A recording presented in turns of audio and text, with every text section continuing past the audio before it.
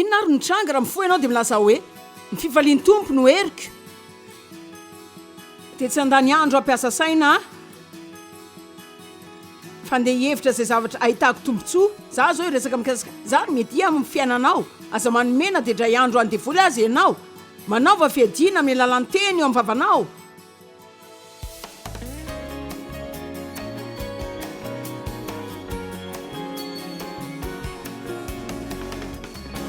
Efa dresaka mikasika ny famezana ny vavy sika dia mbola nao fandrenana kely eto karazan-java-baovao indray ary toa mbola tsy nizaraiko loatra tany aloha.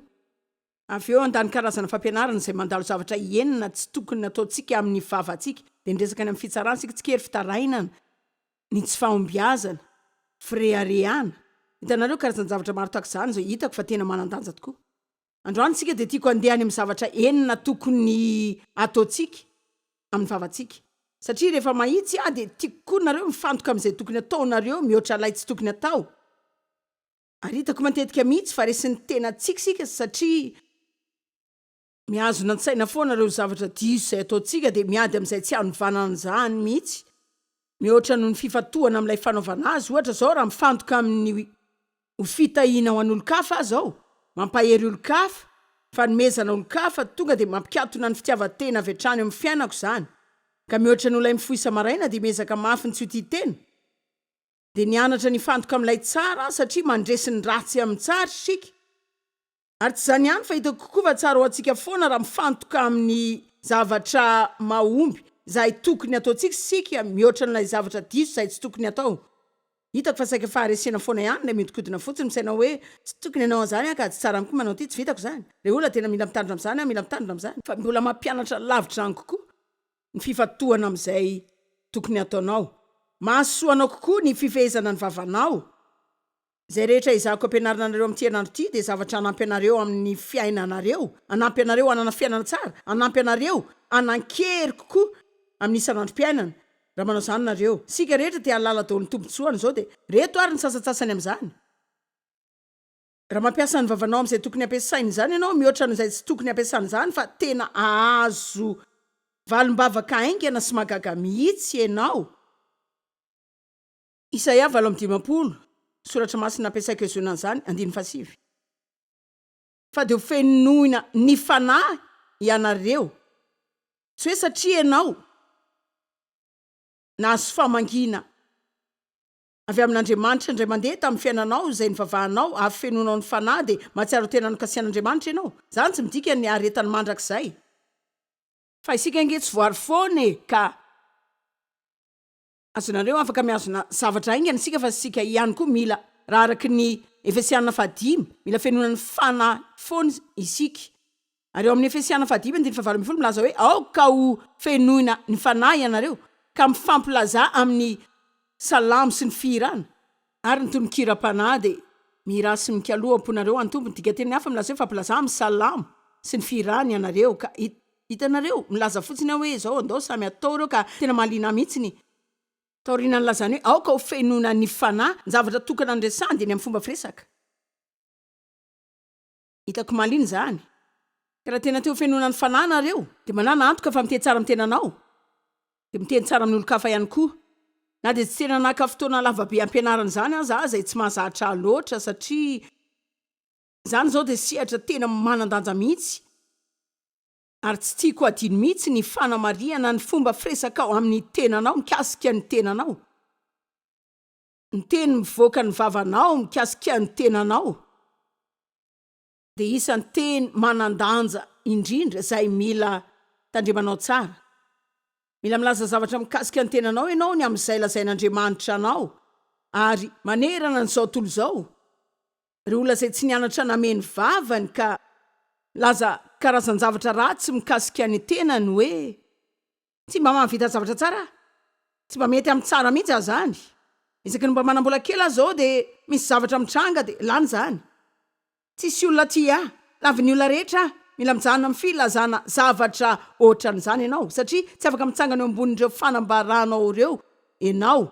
Enoia Baiboly milaza ao amin'ny Hebreo zao ny zavatra tiako azonareo. Jesosy ny mpisorona lehibe indrindra amin'ny fonantsika. Wow. Zany midika hoe afaka ataony izay zavatra lazaitsika le teny hoe mifona de midika hoe milaza teny mitovy aminy. Mila milaza teny mitovy amin'ny lazain'Andriamanitra sika de mianatra ilay teny sy miteny zany fa tsy miteny amin'ny fihetsepontsika, tsy miteny zay zavatra lazain'olona, tsy miteny zay tagatry ny saintsika fotsiny na miteny fanaraka amin'ny olam-piainana misy eo, fa mila mianatra miteny ny tenin'Andriamanitra isika satria Jesosy ny teny hoe teniko de fanahy sy fiainana.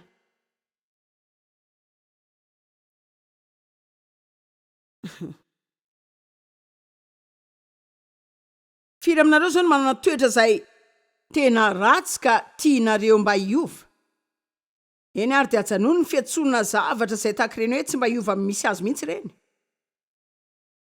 Ajanony ny filazana hoe tena manana olana amin'ity ty zao ny fatorako tena voafaritry ty re olona tena olana ho ty zao manana olana amin'ity tena voafaritry ty mihitsy ny ilay nataonao de ny miantso ireny zavatra eny ho tsara na de tsy teny zay aza no mitranga raha mbola manana ny tenin'Andriamanitra koa ianao. Ohatra hoe manana olana eo amin'ny finanana sakafo nareo aza mihodina ny 5 isanandro milaza hoe tena manana olana ara-tsakafo raha ohatra tena tia siramamy ianao aza mihodina milaza hoe re olona raha vao mihinana mofomamy ray tonga de mihinana 12 isa azy nareo. Tena tsy voafehy mihitsy raha vao resaka siramamy. Tsy aza miteny en'izany firy aminareo zao no mahazo ny toerana misy aza miteny ohatr'izany. Zay lazainao rehefa irehiriny ianao ka mba miteny amin'ny tenanao ny teny zay ataonao amin'ny tenanao de tena mihoatra ny resaka hafa rehetra ataonao zany.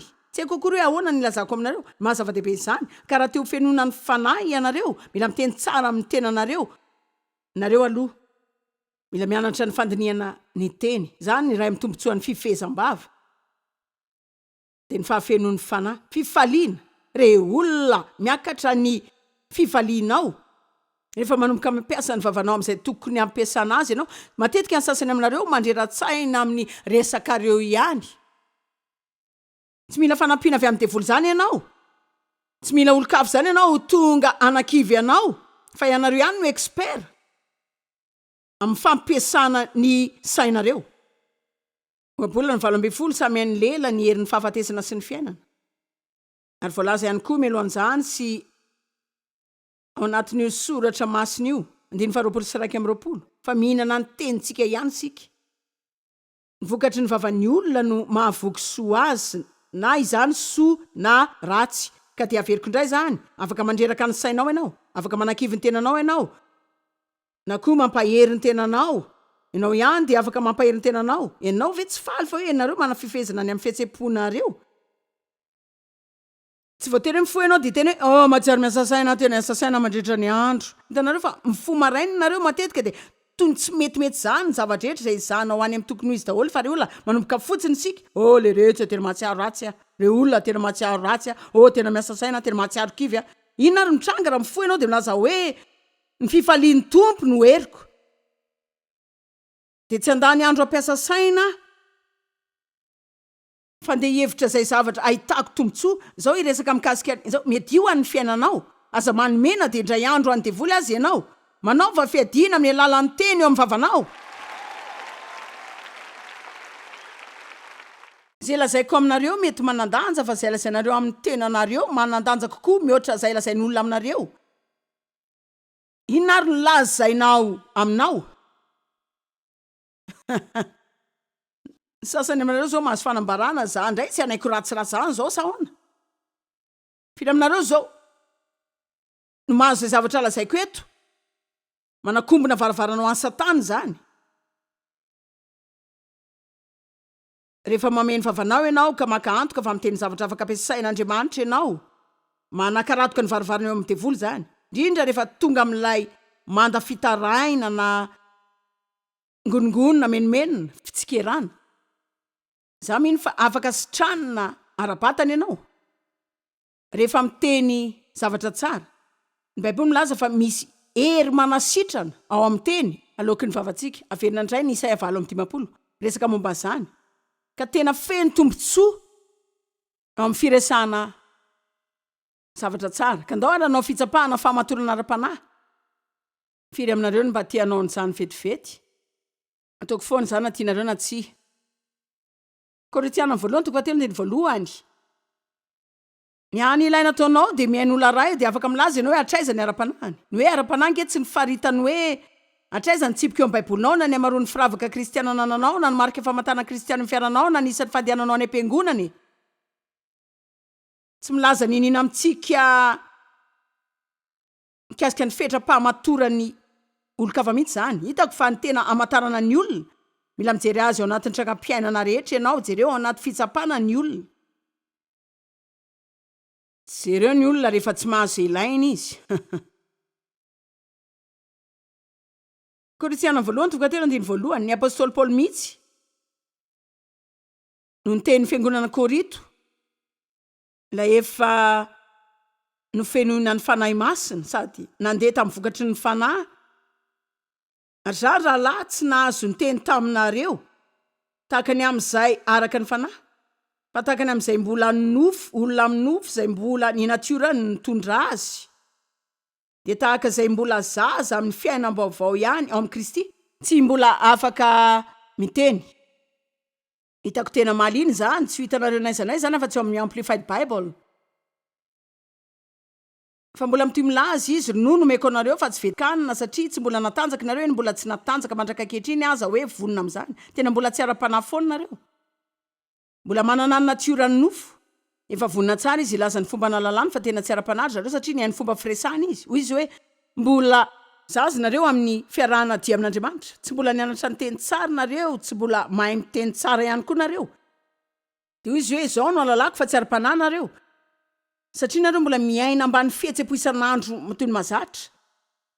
Raha miteny hafa de nietsika sy niasa araka ny fihetsem-pon'ny nofony zareo de zay tao anatin'ny sainy mihitsy. Fa raha mbola misy fialonana sy fandrian-dratsy de ady sy fifandirana ao aminareo ary fahamaliana ihany koa, tena tsy ara-panahy sy araka ny nofo ve ianareo de mitondra ny tenanareo tahaka ny olona rehetra ihany, mitovy amin'ny rehetra ihany. Miaino ny tenanareo de afaka mahita tenanareo. Ajanony filazana hoe tsy fananiko iny, vazivazy ateo, vazivaziko iny teo iny, manombo mahitsy amin'ny teninao de fantaro raha tena nivoaka avy tao am-bavanao marina zany fa tokony mipetraka taomponao ela zany, mba hamorona karazan-javatrao hitondranao amin'ny teboka zay anomboanao ilaza teny ivoaka eo amin'ny vavanao eo. Afaka maneho fangidiana amin'ny vavanao ianao, afaka mandre fialonana avy amin'ny vavantsika sika. Rehefa mandre reny olo-kafy reny hoe tahina ianao mba tena afaka nifaly mihitsy amin'izy ireo ve ianao? Tandremo tsara ny fihetsem-ponao izay lazainao rehefa mandre ny fitahin'olo-kafa ianao. Izay mivoaka avy eo am-bavanao ihany maneho ny maha-enao anao marina. Afaka mandre finoana nataotra avy amin'ny vavanao ianao, na fanetretena sy firehariana, fitiavana na fitiavan-tena, tendana sy saorana, fialonana. Tena mila mahalala ny tenanao mihitsy ianao de mila mahalala ny olo-kafa ihany koa. Raha ireo zavatra tokony ataonao mialohan'ny hidiranao amin'ny fifandraisana lala amin'ny olona de ny miaino izay lazainy aloha. Aza mba miaraka amin'ny olona tsy mahomby zany. Za zany tsy milaza hoe aza manao zavatra miaraka aminy satria ny fijoroana vavolombelona mety hitondra fantsiana ho azy ireny. Fa mila mitandrina be ianao ny amin'izay hifampirarahanao sy anananao fifandraisana akaiky. Iza marina no anokafanao ny fonao. Aza mba miaraka amin'ity tena sy ny olona tia vola. Aza mba miaraka amin'ny olona pitsokombakomba izay manao tongotra ray. Amin'izao tontolo izao de ndray ao an-danitra za mahita hoe tsy mitombo zany fa itsika ihany, fa zany no mampiseho ny kristiana pitsokombakomba, kristiana ranofo. Hainareo fa tsy ny kristiana rehetra de ara-panahy daholo. Ny akamoron'ny kristiana zao de saika ara-nofo. Fa zay avy ao am-po de tonoho ny vavy, isaky ny manokatra ny vavanao ianao, ny fisainanao, ny manodikodina ny teny izay avoakanao. Ary mampatahotra. Eny ary, zavatra enina zay tokony ataonao amin'ny vavanao ka raha mitoy sahirana manao ireo zavatra eo ianao de tsy honanao ireo zavatra zay tsy tokony ataonao mihitsy. Larana voalohany de tsy haiko raha ianareo na manana hery any vany zany nareo na tsy, fa olona tena afaka manotsana ny zavatra eo fiainareo ty de manampy fatra-kery hafa zay tsy mbola nanananao mihitsy. Tokony kely aina mitany zavatra rehetra zay afaka tahinao ianao. Ianao manana ny herin'ny fisaorana sy ny herin'ny fanozonana. Avy amin'ny alalan'ny teninao. Nomery 9.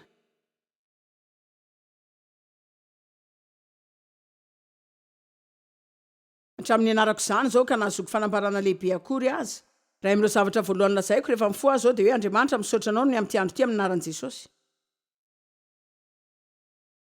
Misaotra ny amin'ny vado, misaotra ny amin'ny zanako, misaotra ny amin'ireo zavikeliko, misaotra ny amin'ny vinantolahy sy ny vinantovavy, misaotra no ny amiko amin'ny anaran'i Jesosy. Zaho iaina ambany fitahiana, rehefa miditra voata, rehefa mivoaka voata. Tsy maintsy milaza zavatra nareo fa mety ho zany mihitsy ny zavatra izay ataonareo amin'ny fiainana. Nahoana nilaza zavatra izay hoe sorony eo amin'ny fiainanareo? Ajanony ny fanokafana varavarana ho an'ny devoly angalaran'ny zavatra nafatesan'i Jesosy omena anao dia akombony ny vava. Dia tiako hitandretra ty. Jehovah niteny tamin'i Mosesy hoe izao no lazao amin'ny Arona sy ny zanany. Izao ny fomba hitahianareo ny Israelita, lazao amin'izy ireo hoe Jehovah hita sy hijery, hiambina ary hiaro anareo. Ampamiratra ny taviny aminareo anie Jehovah, ampahazava anareo, sy hanasoa tsotra amindra fo aminareo sady hitsimbina anareo. Jehovah hanandratra ny fanatrehany eo aminareo sady hanome anareo fiadanana. Dia metraka ny anarako ambony Israelita, dia izaho kosa hitahy azy. Hoy Jehovah hita sy hiaro anao. Jehovah hiambina anareo, hitsimbina anareo, ampamirapiratra ny tavany aminareo. Zany zao dia zavatra tsara tonona amin'ny fiainanareo. Fa mbola tsy natakatra ny herin'ny teny foana taloha, tsy mbola nanomboka natakatra izay nataony akory ana izay tokony ho ataony. Tena mety zavatra izay nianarana tany fianarana pastery zany atao isaky ny famaranana fotoana angamba fa mazava ho azy. Ny teny tokony miaraka amin'ny finoana foana zany. Zany mahazava-dehibe amiko ny fanazavana aminareo fa za koa dia hivavaka izany ho aminareo dia tia hanamboatra ny sainareo aho zao fa rehefa manao zany dia ho raisinareo ampinono zany dia inonareo koa zany fa ho fiovana teboka eo amin'ny fiainanareo satria za mino fa isika dia manana hery mba hazona ny fahefana amin'ny ozina rehetra izay natao vokatry ny zavatra tsy rehetra no tenena taminao sy mikasika anao ihany koa. Baiboly milaza ao amin'ny Jakoba 7:10 ny vava ray ihany no ivoan'ny fisaorana sy ny fanozonana rahalahiko, tsy mety raha misy zany. Mila ilantsika ny fangarona. Aza hozona ny andro izay nomen'Andriamanitra anao amin'ny filazana zavatra tsy mahomby mikasy zany. Ta io ilay andro, mifoaza maraina dia lazao hoe mitahy ty andro ty amin'ny anaran'i Jesosy. Tena ho tonga andro fitahiana ty, tena voata, rehefa miditra dia voata, rehefa mivoaka. Dia tiako jerentsika ny Deutéronome 9:20. Ny ankamaroan'ny zavatra ao amin'ny toko dia mila vakianao kokoa mihoatra ny fitadidianao azy fotsiny. Dia te hifanamby aminareo isan'andro aho mba ilaza ireo tenindreo amin'ny fiainanareo. Tsarovy fa manana fahefana kokoa amin'ny fiainanao ianao mihoatra ny olo-kafa rehetra hitanareo zao. Tsy mampanina azy lazainy olona tsy mahomby ny mikasika anareo fa afaka avadikao izay lazainy amin'ny filazana zavatra mahomby satria ianao manana fahefana amin'ny fiainanao kokoa mihoatra ny olo-kafa rehetra. Rehefa nitombo amin'izay ndraiky nilaza zavatra tsy mahomby betsaka tamiko dia saika teo ambany ozina tahaka izany mandra-pianatro ny fomba fiteny tenin'Andriamanitra tamin'ny fahatokiana izay nivoaka avy teo ambavako ary rehefa nanao zany dia zany namadika ny fanekena tsy mahomby izay nezahan'ny olona natao tamiko. Afaka atao amena ve zany? Deutéronome 9:20 raha mihaino tsara ny feon'i Jehovah Andriamanitra ao ianao ka mitandrina anaraka ny didiny rehetra izay andiko anao anio dia sandratra Jehovah Andriamanitra ao ambonin'ny firenena rehetra amin'ny tany ianao ary tonga aminao sy ho azonao zao fitahiana rehetra ao raha mihaino ny feon'i Jehovah Andriamanitra ao ianao. Hotahina ianao ao an-tanàna ary hotahina ianao any an-tsaha. Hotahina ny ateraky ny kibonao sy ny vokatry ny taninao. Za milaza fa tahina ny alikako. Ireo zanako zao dia vokatry ny tenako, tena ambarako fa voata izy ireo. Dia voata ny zanako rehetra. Voata ny arona fiantsenako ary. Za tsy mahandro fa raha zany dia fa voata koa zany.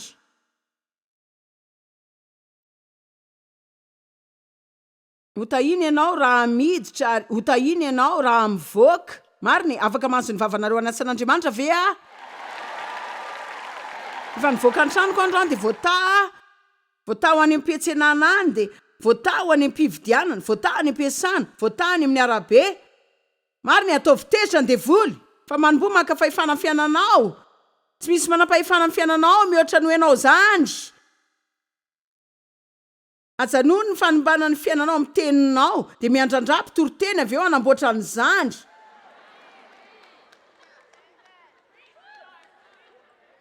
Tena zavatra fa mihitsy hoe tsy mahay ninina ianao fa rapitsy tsy afaka ilaza tsy mahay intsony ianao.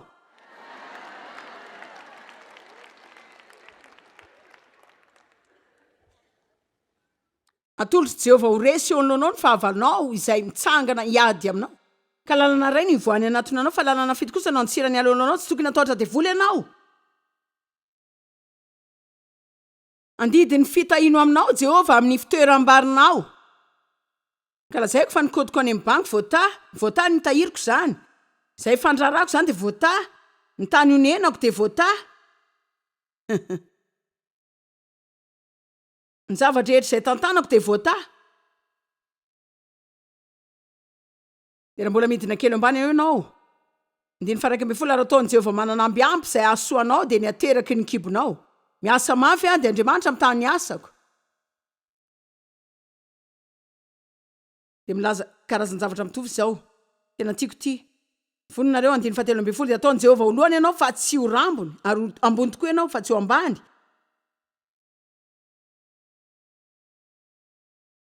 Efa nilaza ny zavatra ny taona maro lasa ary hitako fa sombony amin'ny antony izay maheto androany zany. Hitako fa tsy tena takatsika loatra ny fanakanatsika, ny fiainana ho avy izay efa ny man'Andriamanitra ho atsika, satria isika mitohy mandany planiny foana.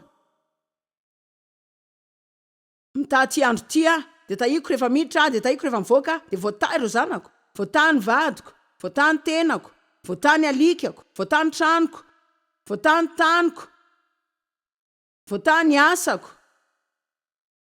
Tenenina hoe devoly za de voata.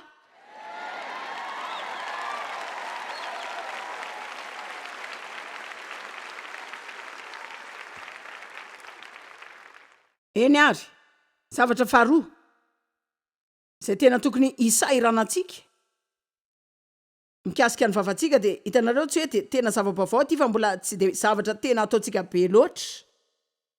Baiboly milaza ao amin'ny Salamo 104 tokony hisaotra azy sy ankalaza foana isika. Ankalazainy zany. Aoka izay nampihavan'Andriamanitra kalaza zany, ilaza zany. Mila feno fisaorana isika de milaza zany. Ka betsaka ny olona milaza hoe tena hitanao zao manana fo misaotra mihitsy. Sokafy ny vavanao. Lazao amin'ny olona fa ianao de tena misaotra ny amin'izay anataony ho anao. Lazao an'Andriamanitra izay isaoranao azy. Manana fotoana isaorana isa-maraina, de maka mihitsy 3 na 10 minitra de misaorana an'Andriamanitra amin'ny zavatra rehetra izay afaka sainao. Zavatra rehetra miainga amin'ny rano mafana hatramin'ny sakafo sy ny trano alofanao. Isaora Andriamanitra ny amin'ireo fitahina rehetra izay afaka sainao. Andriamanitra namay antsika vava hiderana azy ary ny fimonomononana tsy manome voninahitra azy. Mba ho takatra ve ny hafalian'ny olona ray raha toa ka miazona ny fony sy ny sainy ary ny vavany izy ho feno fisaorana. Tesaloniana 2:5-7. Misaora amin'ny zavatra rehetra fa izany sitrapon'Andriamanitra ao amin'ny Kristy Jesosy ho anareo. Misaora foana na misaora de ankalazao zany. Misaora amin'ny zavatra rehetra fa izany ny sitrapon'Andriamanitra ao amin'ny Kristy Jesosy ho anareo, ilay mpanefa sy manantanteraka ny sitrapony. 7:20 aza mamony ny fanahy masina na manafoana sy manimba. Le hoe mamony ny fanahy masina nge midika hoe miazona sy asy. Rehefa tsy misaotra tsony ka manomboka monmonina sy mitaraina. Eo ampiandrasako ny fitsaharako izay ny marina raha hoe mingonongona sy mitaraina isika. Marina araky ny andrasanao no fahalebiazan'ny fakapanahy monmona ihany koa. Ny anarako atao de izao rehefa mbola miandra de isaky ny tonga ao an-tsaiko zany. Ka na de manao izay anampiana saina aza ny fahavalo, hitanao ianao rehefa nivavaka ao amin'ny 70 taona zao. Zao ny zavatra nampianar'Andriamanitra ho atoko. Manokatra ny vavaka de milaza hoe Andriamanitra misaotra anao fa miasa ianao. misaotra anao fa miasa ianao, mety tsy hitako zany zao, mety tsy tsapako fa miasa ianao zao de tampoka eo de ahita ny vokatry ny zavatra zay ho ataonao any ambadika any firy aminareo ny malala fa tena miasa eo amin'ny fiainanareo zao Andriamanitra androany eto an-tany.